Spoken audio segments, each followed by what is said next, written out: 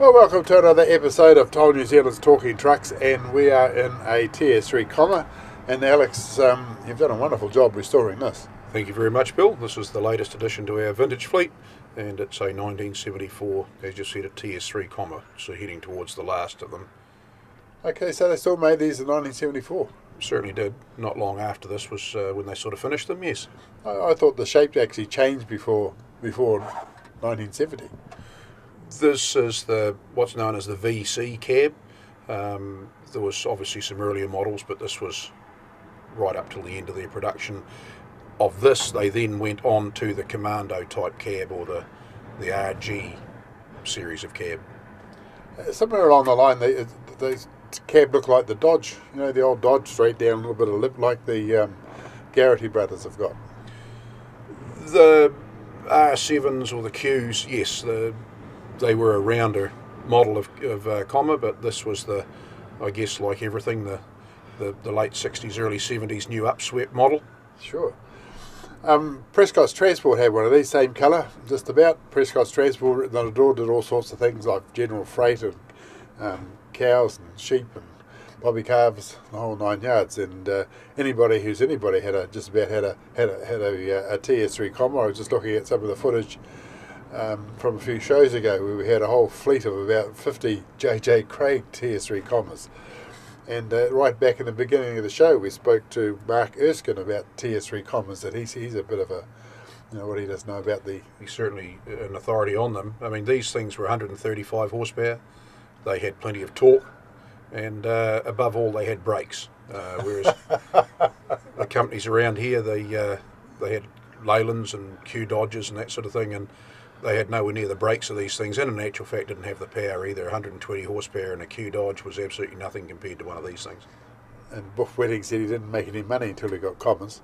Well, that'd be probably right, but they an extremely noisy piece of equipment. That's a pleasant noise, but we were at Buff Weddings in Labour Weekend last year. It might have been the year before, but I think it was Don Julian. He was driving around the block, and the guy sitting at the table said, "You can go around all day long." We'll listen to that all day long with him,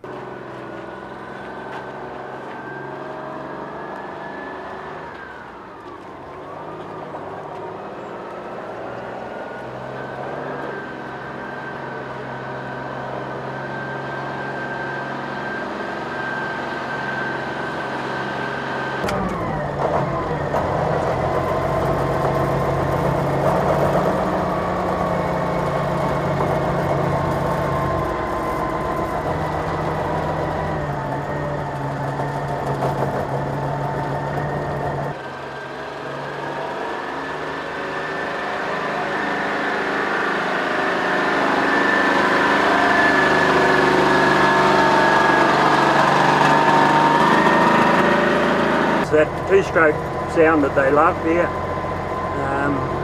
Only 135 horse. How we ever got around with 25 tonne, I'll never ever know, but we did. So yeah, they love the sound of them.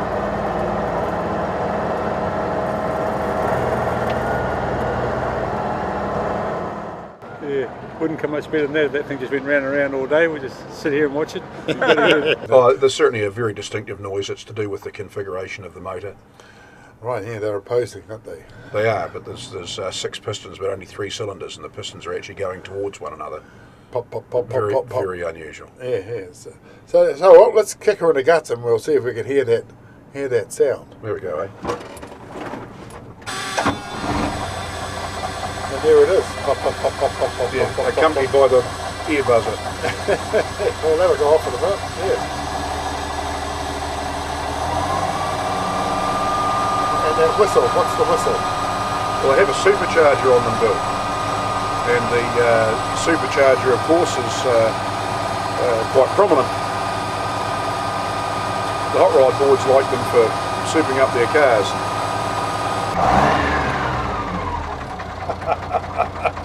Here they're coming for miles. My word, yeah, knockers they called them. The motors knock, I guess a whole lot of it's actually the air compressor noise, but they're a very distinctive noise, a very noise all of their own, very distinctive. A bit like the 671s, the Detroits. They've got their own screaming sort of a There's probably those that would refer to one of these things as, please pardon the euphemism, as a pommy Detroit. Oh, okay, yeah, well, that's fair enough, yeah. Oh, well, I think the next thing we need to do is take it for a bit of a spin. You think we should? I think we should, All yes. right then.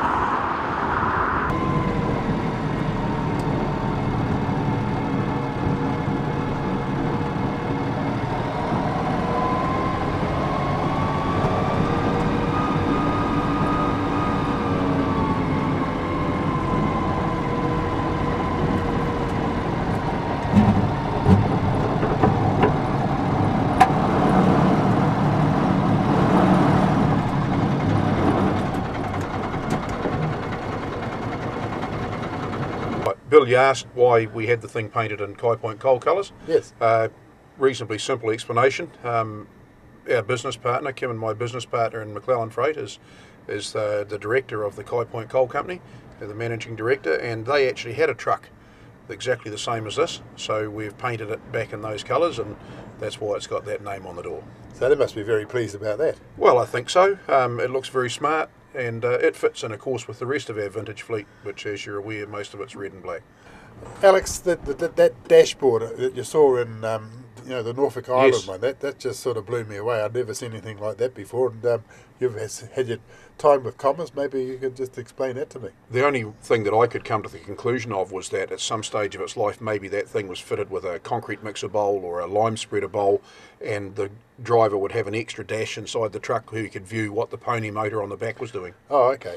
Now, speaking of cabs, the actual cab itself is very, very roomy. Oh, it is, without a doubt. It's certainly not Not cramped at all. not cramped at all. And the other thing I think, there seems to be, I'm just sort of getting a bit political here, but the days of taking your boy with you, Yes. that's something just about of the past. And at the 75th drivers anniversary we were at the other day, they were all complaining about there are no drivers. And if you can't take your boy with you because of whatever reason, you can't inspire them. Well, that's actually where a whole lot of us started our life, was going with Dad or with the next door neighbour or Granddad in the truck. And we actually pride ourselves that we still do that. We still encourage our staff to bring their children with them. As long as they meet the rules of the health and safety of the sites they go onto, it's not an issue. And we're quite happy for our staff to bring their children along. Yes, I was just saying, it's just something that just doesn't happen anymore. Not a lot. Seems to me. No. Anyway, so we're having our tour again in My word. November. And, Yeah, that's exciting. Got a whole bunch of guys, hopefully, to come down, and this is one of the highlights of the tour. Well, the boys that were here last time enjoyed it. If you're a comma fan, if you're a Leyland fan, a Mercedes, we've even got some internationals here, an ERF. If there's anything you'd like to come along on Bill's tour and have a drive, these vehicles are available to you. So come along and give them a go. In episode 4 of this series, we did an article on Graham Poulter, the actual driver of this Leyland Hippo back in the 1960s. Well, we've had the opportunity to reunite Graham with his exact truck. Just after that show, I had a call from Alex McLellan, who told me he thought he had that truck in his collection of restored trucks, and he'd get back to me just to make sure. Okay, Graham. Yeah. How's things? Oh, good. That's a story. Very Well, good. We've got a bit of a treat for you today. Yeah, right. And to show you just what we've got, I'll show you this for a start. All right, this is our registration papers. And on here, sir, here you are, son. Right here, Brennan and Company, Pyro. Yep. 31st to the 7th, 1964. Oh, yeah. From there to Provincial, to the Leyland dealers in Auckland, back to a chap, Gordon in Pyro. Yeah, Don Gordon, yep. Yep. To Adams Landscapes in Panmure, Auckland. Okay. And then from there to Robbie Caulfield. And then we found her in 2001. So we've had her just over 10 years. And we found her in Hippo Gully at Caulfield's and brought her home in no particular order. We started to do things like extend the chassis to bring it into the 4.3 metre wheelbase, restore the motor obviously, and then the cab, and we fitted the cab back on it. So these are in no particular order. Rebuilding the rear suspension on it. This is actually Vic Draper's one, just photos of it there. And then this is actually just, we started to take it to pieces. Oh, yeah, yeah. And on the floor and on the in front of the seat, I had a button there, and I actually acquired an air horn of a train. Well, we wondered what that was for, and we threw that out because there was no horn on it. And we wondered what that button was for. We thought, oh, maybe somebody at some stage had fitted an exhaust brake or something to it. No, that's what that was for. It was for the horn. Yeah. Oh, well, it was still here when we got it. Oh, okay. Yeah, yeah. Because we had a tray behind the cab. Yes, I remember seeing that. Yeah, and with the A-frame. And on the A-frame, I mounted the train. The air horn. Yeah. I've still got the air horn. Yeah. Yeah. Okay. Now I had a blowout on the front where when amalgamated with sergeants, they called it provincial transport. Yes. Yep. And he was a Michelin man, Sergeant Gilbert Sargent. Oh, righto. And anyway, I had a blowout. Mind you, I've had 3.5 tonne of steel fittings on the back of that little tray. Then you put the load on, you know. You'd wonder why. Yeah, I wonder why you get blowouts. These are the photos that I've got of it. Oh, yeah. With it was actually carting coal was what it did. Okay. And that was in her working days. That was her brand new. And there was the cab as we restored the cab on the way through. Oh, yeah. So she was a pretty big job to restore that cab, I tell you. Oh, yeah, yeah, yeah. But the turntable, when I was cutting concrete beams with it, we had a rubber pads, those heavy rubber pads. Yeah, the elephant's feet. Yeah. Yeah, and they were bolted underneath. You just had to put a couple of bolts in, because when you can't beam stop it rolling. Yep. Whether that was what people did, but that's what we did. That's what you did. Yeah. And it actually bent the turntable. Oh, yeah? Yeah, purchased it over, yeah? Yeah, she was a bit rounded off. Yeah. So, yeah, she's been obviously doing some container work here with our swing lift. Yeah. Better looking guards on it than she had. Yeah, no doubt about that. Oh, God, yeah. Jesus Christ.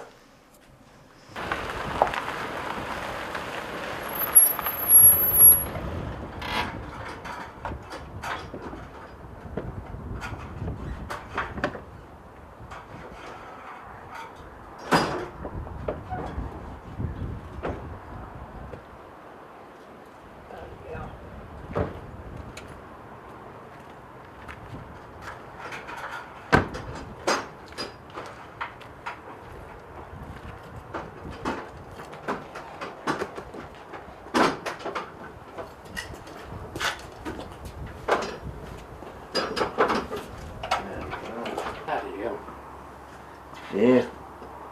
Had a tray about this long here, and it was just for general freight. Gas bottles, anything. Yeah, just load her up. Had the A-frame up there, and oh God, yeah, because the intakes were on the motor still. They had an oil bath air cleaner, but they lacked it, you know. Yeah, be all good for them. Make her breathe a bit. Yeah. Bloody hell. Right. Yes, is that what he had on one of those bloody sock hats? Yeah, Like that. sock hat. Yeah. Yeah. Bloody hell. Yeah. Jesus. Yeah, she had that crinkle sort of paint all the, Yeah, that's the right. dash and everything, eh? Yeah. Yeah, he's got a sock hat on. Yeah. Made it white. Yeah. The first hydraulic seat. Well, if you had told me, I wouldn't have either till right now. Out the gate doing 98. Yeah. Yeah.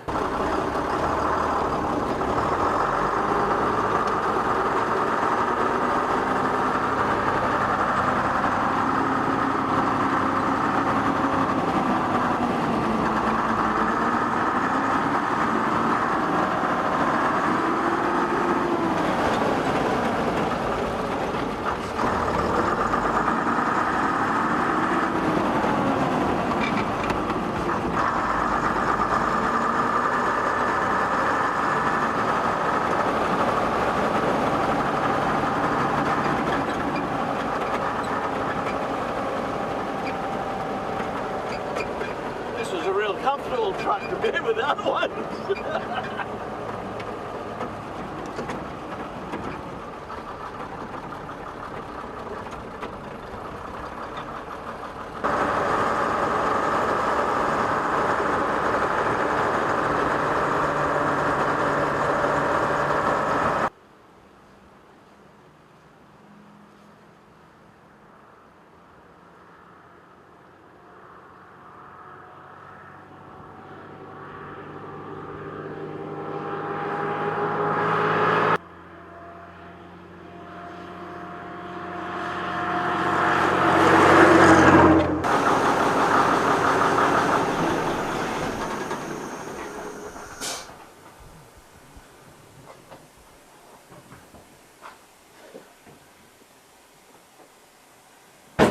Now, Graham, did you ever think you'd drive your old truck again? Never. Never in a million years. No. What did you think of it? Marvellous. Bloody marvellous. Bloody marvellous. Only took me back about, what is it, 40, 80 years? Yeah. Yeah.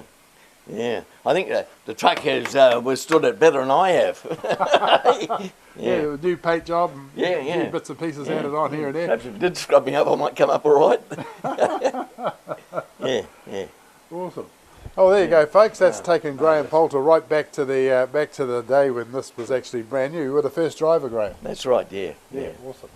So from that bit of footage that we saw way back a couple of shows ago, where Graham's just come out of their Drury diner, whistling away, to the same truck 48 years later. Good on you, Graham. Yeah, yeah. Cheers, mate. Pleasure. Yeah. Absolute pleasure. Yeah, yeah. Me and said, I'm bloody sure that truck is the one we've got sitting in our shed. And, you know, and everybody all did our homework, and sure enough, it was the Brennan truck. It was, for sure. We came straight back to the yard and had a look at the ownership papers, and sure enough, it was the one. And it's been a real honour to have the first driver of it here, Graham, and I've appreciated. Thanks for taking the time and coming down. Thank It's you, been a mate. real buzz to us too, for sure. A real buzz. Excellent. Well, there you go, folks. An absolute, it's just, words failed me really to sort of say what Graham must be feeling, what Alex must be feeling in the reunion of this truck with the first driver. So there you go.